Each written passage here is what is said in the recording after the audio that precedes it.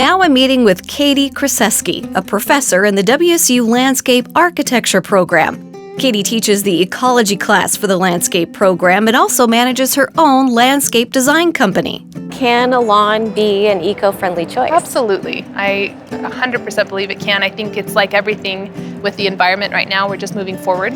And so designers are trying to solve ways of keeping the lawn as a central part of design of a person's yard and finding ways in which it can address some of the concerns as well and not be a hindrance but be a solution to some of those problems. What are some ways that people can, still keep their yards healthy and watered, but maybe not have to turn the sprinklers on every day? That's a great question, and I think that's one of the reasons that I love landscape architecture is that there's a number of different fields that you can filter through to find solutions to a puzzle.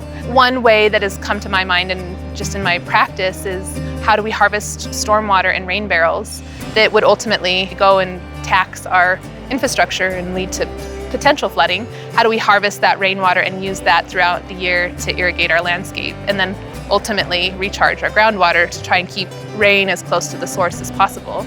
It is an initial cost and an initial maintenance consideration, but once it's been established, like any landscape, it is just as convenient as turning on the sprinklers because it is a form of irrigation. What are 3 tips that you would give to homeowners in regards to their lawn?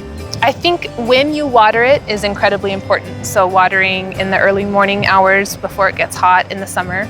Harvesting rainwater. Again, it's free and it's a great way to irrigate the rest of your landscape and to keep water close to the source. And then third would be to look at your lawn and your landscape from a larger scale. So where does the water eventually drain when it is on your site? Not just looking at lawn as something to be removed from a landscape, but something that's a lot more cohesive with the design.